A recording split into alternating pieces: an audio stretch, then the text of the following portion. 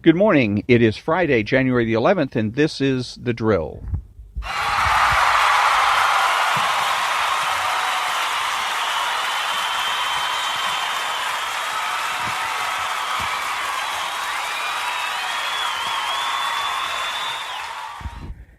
Thank you very much. And I'm Ron, your host, the only true conservative in the United States of America today, because I'm the only one that makes the presumption for the status quo. Speaking to all the butchers, bakers, and candlestick makers out there, and Glenn Beck gets it wrong. Glenn Beck demonstrates how he has been influenced by American counterculture, by the American left. And this morning on Glenn Beck's radio show, he did an audio clip, put up an audio clip, and let his audience listen to it of some Muslims in Sweden, and they're shouting in whatever language they speak about the Jews, et cetera, et cetera. So his point was, wow, this is really dangerous. And I'm assuming, I didn't listen to the whole thing, but that it's further about immigration, the threats of unchecked immigration and allowing just anybody to come over the border. But anyways, so he said he got it from social media and indicated that social media had taken it down, taken the post down. He said that he indicated that he was going to plan to repost it on social media, and that he would continue to repost it. And I took that to mean that if they take it down again, he'll put it back up again. If they take it down a third time, he'll repost it a third time. Wrong, Mr. Beck. Wrong, wrong, wrong, wrong. What you're engaging in is what the left does. They engage in defiance, petty power struggles. Life is not about power. It is not about the ability to force people to do what you want. It is about right and wrong. It is about morality. It is about ethics. It is about convincing people that you are right. In this particular situation, you have a post that you want to see get communicated. That's fine. What you do then is post it to your website. You bypass social media. Okay, you post on your website, and then you tell all of your millions of listeners on the radio, guess what? If you want to see this video, which has been taken down by social media, it's on my website. And you can do this because your website is your property. And you can do what you see fit with your property, as can social media. Facebook, for example, that's owned by Mark Zuckerberg, not by you, not by me. If we're going to use, you and I are going to use Facebook, then we have to go by Mark Zuckerberg's rules. If we don't like those rules, we can make our own arrangements or go somewhere else. That's the conservative thing to do. Respect property rights and look to convince or persuade people with rhetoric, logic, and grammar. Now, when I come back, I'm going to be reading from Ayn Rand's lexicon.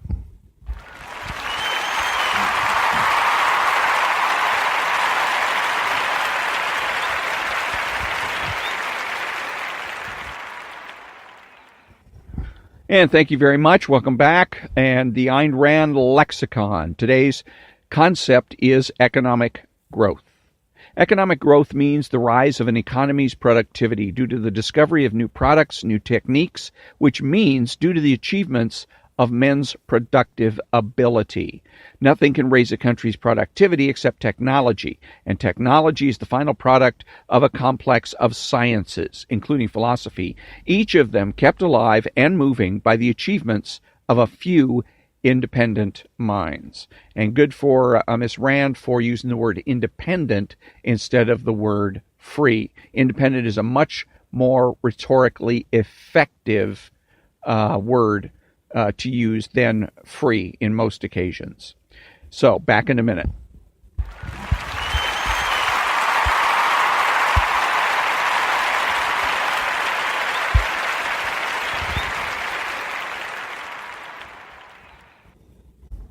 Thank you very much. Welcome back. House and Philosophy. House is the name of a series, a television series.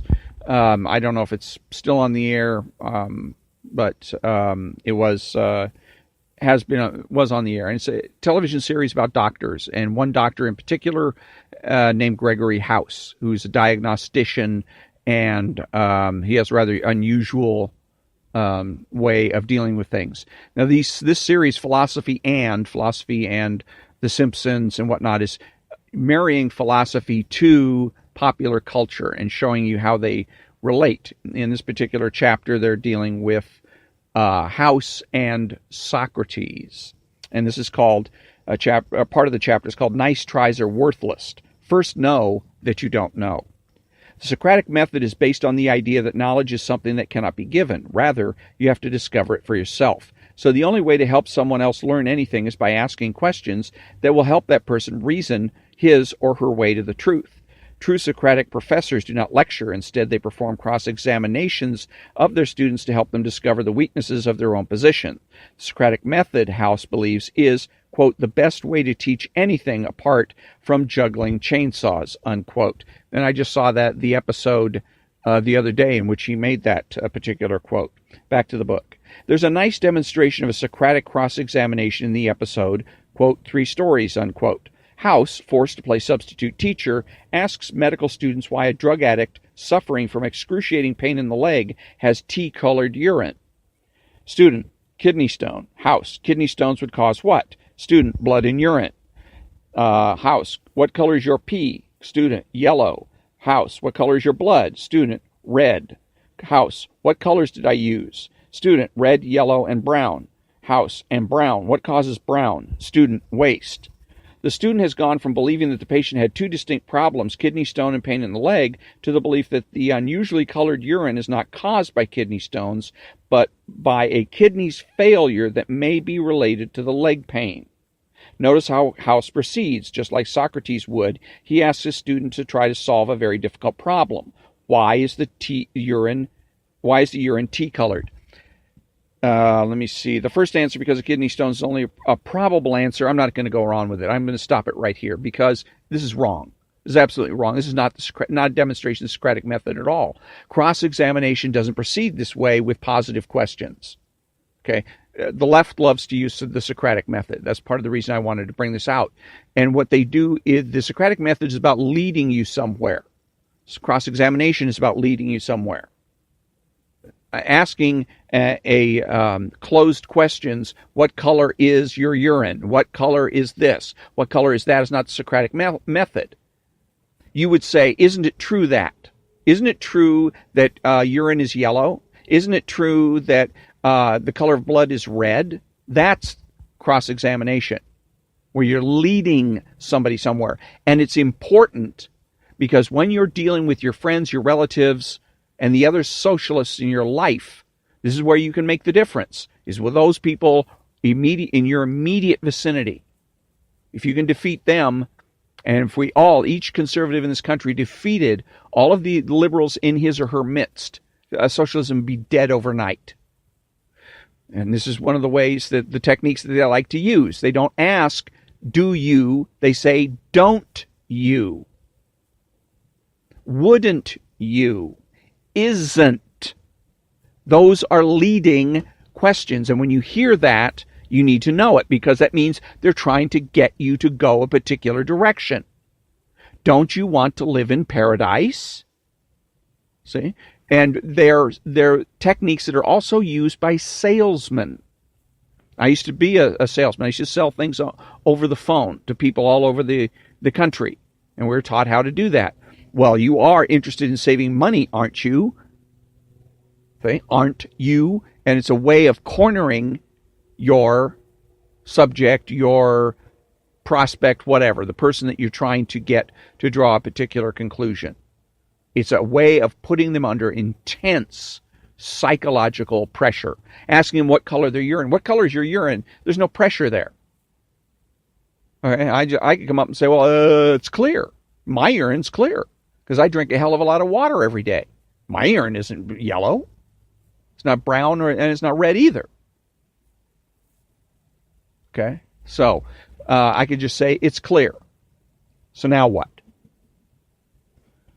The whole point of the Socratic method is to get people to go a particular direction. It is also the weakness of the Socratic method is in order to use it, you have to pretend that you're neutral, that you have no stake in the issue at hand. And if you're a teacher, an instructor, a professor, that's crap. If you're anybody, if you're a human being, it's crap. Because, I mean, if you don't have any stake in the issue at hand, then why are you discussing it? Of course you got a stake in it. So, but like you said, the way to deal with the Socratic method, by the way, when you get a lefty that says, isn't it true that, or don't you want socialist paradise? Well, you know what? I really hadn't thought about it. Should I want socialist paradise? Make them make their case. What they want is for you to do all the work for them. Okay, don't let them do that. If the left is going to win, make them earn it. Make them earn it. Back in a minute.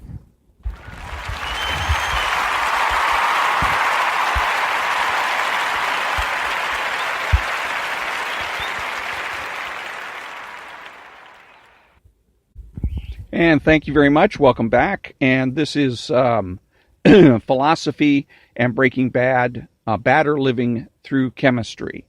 And this section of the chapter is called A Social Movement. And this chapter is all about how existentialism relates to Breaking Bad. Existentialism isn't purely philosophical business because many of its contributors wrote plays, fictional novels, and short stories, so it's also a literary, social, and cultural movement. Famously, though, it was part of a political movement. Existentialism was born a rebel, the James Dean of philosophy, or the bad boy in the black beret. And the themes of subversion and rebellion are key characteristics of its philosophy, whether political, social, moral, or religious in nature. It starts in the underground resistance movement of Paris during World War II with a group of Socialism and Freedom called Socialism and Freedom, whose members include Jean-Paul Sartre, Simone de Beauvoir, and Albert Camus. Picture the mole. Sorry about that. Let's get back to, it started in the underground resistance movement of Paris during World War II with a group called Socialism and Freedom, contradiction in terms, whose members included Jean-Paul Sartre and Simone de Beauvoir and Albert Camus. Picture the mole and law resistance from the South Park. Bigger, longer, and uncut movie, and you've got this French group of philosophers and existentialism in a cartoon nutshell. Existentialism offered people a defense of individual freedom during the time of, and later the recovery from, Nazism and fascism. It also heavily criticized authoritarian dictated social norms and religion. It was a voice for men and women alike. Existentialism would later play a key role in the feminist movement of the 60s, with Simone's infamous work, The Second Sex. Existentialists believed that when an individual or a society or religion imposed its arbitrary beliefs, values, or rules onto others to be followed obediently and blindly, it was the end of the individual. Being imposed upon in this way turns people into objects, into unfree things. Freedom isn't the operative word here. Actually, it should be independent. That's the key issue. I don't like the word free or freedom. It's misleading. It's a and the left likes to use that, jump onto this freedom. Hey, you're not free. If you have to go to work, you're not free. If you have to get up in the morning, you're not free. It's crap. It's about independence. But the other things that are interesting is, again, this group is called Socialism and Freedom. No. It's one or the other, not both. Socialism has nothing to do with freedom. But also, when I'm reading this, you should be able to see what's going on. See, this is the roots of transgenderism that we've got going on today, and all of these issues about people defining themselves. I will define myself as a male or a female, or I may decide to define myself as something other than male or female. I'm neither. I refuse to identify. I'm a third way, or some crap like that. The other part of this is when they're talking about the freedom of the individual and its a response to Nazism and fascism. Really what all of this is two things. First of all, it is a rationalization of socialism. It is a way of trying to create a revolutionary mindset, create revolutionaries out of the average individual. And the second thing that it is a following Descartes. Descartes was the fool that throughout 2,000 years of intellectual history and decide to start over again. And he set a trend. Philosophers have been doing that ever since. Not all the philosophers, but a great many of them. And Camus and Sartre and Simone are those that basically just ignored history. They ignored Aristotle, Socrates, Plato. They ignore St. Thomas Aquinas. They ignore all those people, throw all that in the crapper, and start over again. Wrong. Absolutely wrong. You want to learn, look to history, start with Aristotle, start with Socrates, because very often Socrates, Aristotle, and the people of 2,000 years ago solved the problems you're thinking about right now that other supposed philosophers are thinking about. Oh, well, what about the issue of reality? What about the issue of morality? What about knowledge? Hey, all of that was dealt with 2,000 years ago. So in some of the issues that the people are talking about now, a vast majority, I would say, were solved. We're dealt with. They're gone. It's finished. But the philosophers of today come back and they say, oh, who's Aristotle? I never heard of him. And they come up with they rehash all the things that have already been dealt with and solved. It's like coming out and say, well, wait a minute, what does 2 + 2 equal?